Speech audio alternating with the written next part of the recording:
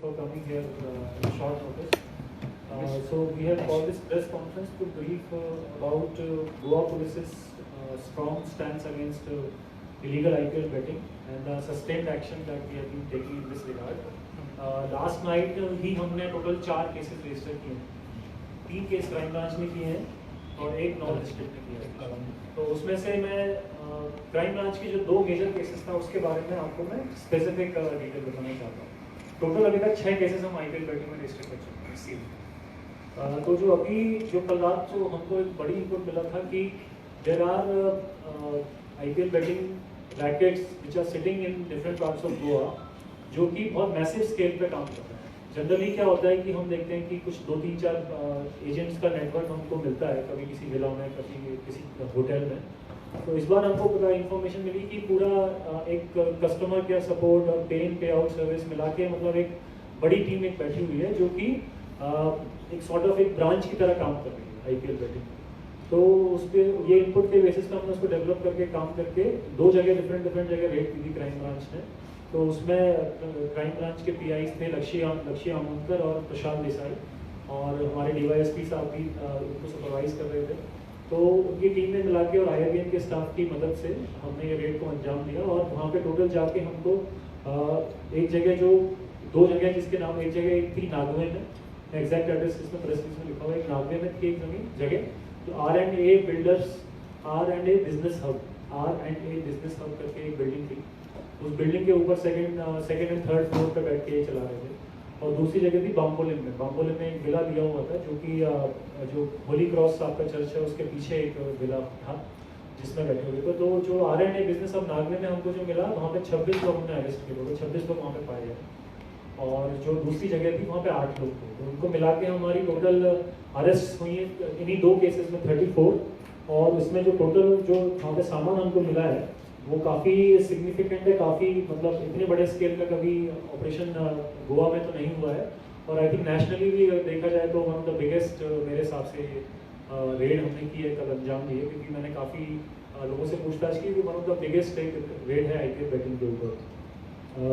तो इसमें हमको टोटल 34 लोगों को हमने अरेस्ट किया है और 101 मोबाइल फोन्स मिले हैं दोनों जगह मिला के, 17 लैपटॉप कंप्यूटर्स मिले हैं, 95 बैंक पासबुक्स, 145 ATM कार्ड्स, काफ़ी चेकबुक्स भी मिले हैं, 50 से ऊपर सिम कार्ड्स मिले हैं, और राउटर्स, CCTV कैमरा उन्होंने खुद के प्रोटेक्शन के लिए लगा के रखे हुए थे वो भी मिले हैं। एंट्री एग्जिट पे CCTV लगा के मॉनिटर करते हुए घुस ना जाए। तो वो सारी चीज़ें हमको मिली हैं। और पासपोर्ट्स वगैरह भी मिले हैं उनके खुद के, और काफ़ी सारी चीज़ें उन्होंने जो रजिस्टर्स वगैरह मेंटेन करके रखे हुए थे हिसाब रखने के लिए कि जो भी बेट वो लेते थे तो किसके नाम पे बेट गई है और किसको पैसा देना है, और उनका जो रजिस्टर था उनका भी रोटेशन पे उनका काम चलता था। तो जब ये जो सिस्टम से उनको बैठते थे, रोटेशन में बैठते थे, तो उसका ड्यूटी रजिस्टर भी हमको मिला है। तो ये काफ़ी सारी इंक्रिमिनेटिंग मटेरियल हमको मिला है जो कि, और इससे हमको इनकी हमने पूछताछ की प्रिलिमिनरी, तो पता चला कि ये 4 महीने से ये ऑपरेट कर रहे हैं। नवंबर में के महीने में इन्होंने इसको लीज पे लिए थे प्रॉपर्टीज, और उसके बाद से ये चैंपियंस ट्रॉफी और आपका बाकी जो भी क्रिकेट टूर्नामेंट्स होते हैं और भी फुटबॉल टूर्नामेंट सब ये लोग बेट एक्सेप्ट करते हैं। और ये बेट एक्सेप्ट करके कस्टमर केयर सपोर्ट भी देते हैं।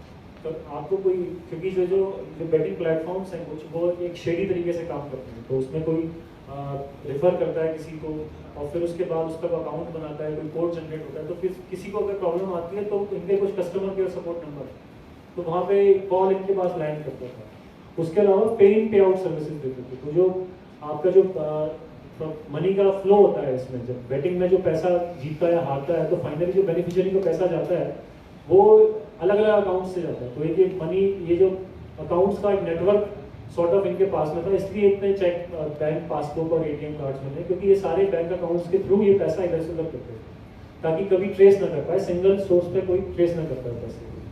तो ये इनका पर्पस था। तो इसका इन्होंने बहुत मेटिकुलसली अपना इन्होंने मेंटेन करके रखा था हिसाब, किस तरीके से पैसा इधर से उधर जा रहा है। और इसमें इन्वेस्टिगेशन से हमको ये भी पता चला है कि ये this is part of a larger जो बेटिंग नेटवर्क इंडिया में चल रहा है, इंडिया में, या फिर मतलब जिसके तार इधर से भी जुड़े होंगे, इंडिया के बाहर से भी जुड़े होंगे प्रॉब्लम, तो उस पर इन्वेस्टिगेशन चालू है। और ये जो प्लेटफॉर्म थे, 2 प्लेटफॉर्म थे, लाइन किंग 247 और रेडी बुक। तो ये दोनों प्लेटफॉर्म के ये जो आई थिंक ब्रांचेस जो यहाँ पे ऑपरेट कर रही थी, वो हमने उसको बर्स्ट किया है।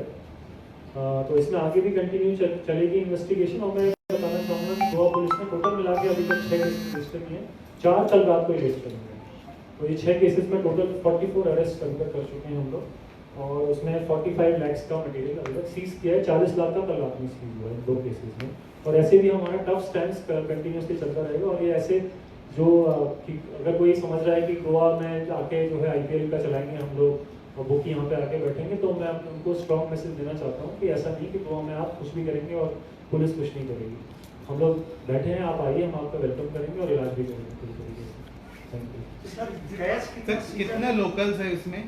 इसमें सारे बाहर के लोग हैं। सर कैश कितना सीजर है? और कैश नहीं है, कोई कैश नहीं, कोई कैश नहीं, सारा इसलिए अकाउंट्स का नेटवर्क। वो सब देखने की बात है अभी तो। कहाँ से बैटिंग हो रही है वो भी देखना पड़ेगा, क्योंकि वो तो पूरे इंडिया में मोबाइल नंबर्स का एनालिसिस करना पड़ेगा। So this is not first time that police has busted IPL betting rackets. In the past also they had done it. So do you think that they come here because they find Goa is a safe place to operate such kind of activities? अब वही मैं आपको बोल रहा हूँ कि this is a strong kind of statement. ऐसा इतना बड़े स्केल पे मैंने जितना गूगल किया मुझे नहीं मिला कि हमने कोई इतना बड़ा कोई दोस्त किया है। तो ये probably this will be a good better So message. any known bookie linked to this gang? अभी चलेगा, अभी तो हमको जो ग्राउंड लेवल पे ऑपरेटिव लोग थे वो मिले हैं, अब उसमें हम चेंज बनाने की कोशिश करेंगे। सेकंड लेवल नहीं सर सारा ऑनलाइन ट्रांजैक्शन है? बस उनके मोबाइल में मैसेजेस हैं कि इस अकाउंट में पैसा डाल दीजिए, फिर पेटीएम के QR कोड्स हैं, बहुत सारे मोबाइल फोन्स में मिले सर हैं। तो 4 महीने से ऑपरेट कर रहे हैं, इतना ह्यूज नंबर ऑफ ट्रांजैक्शन होता है, कोई दूसरी एजेंसी इसको नजर में क्यों नहीं आ रहा है? That I can not comment, I am sure इस पे काम चलता So होगा। Goa के bettors कोई है bettors, not वो देखना पड़ेगा, वो पूरा मोबाइल नंबर का एनालिसिस करके देखना पड़ेगा। सर ये जो प्राइवेट विलास में होते हैं या ऑफिसेज भी बोले, इसको वेरिफिकेशन भी होता है ना?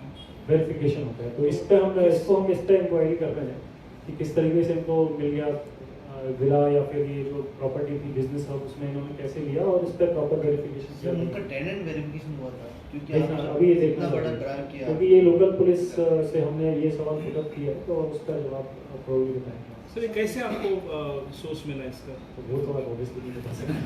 सर ये भाड़े पे लिया था क्या किसी बिजनेस के लिए लिया था ऐसा कुछ? भाड़े पे लीज एग्रीमेंट मिला Lease है। agreement। वो मिला है, उसका भी रिकवरी हुई, नहीं रहने के लिए या फॉर बिजनेस पर्पस? उसमें रहने के लिए लिखा हुआ है। ओनली ऑन IPL और अदर सारे स्पोर्ट्स का।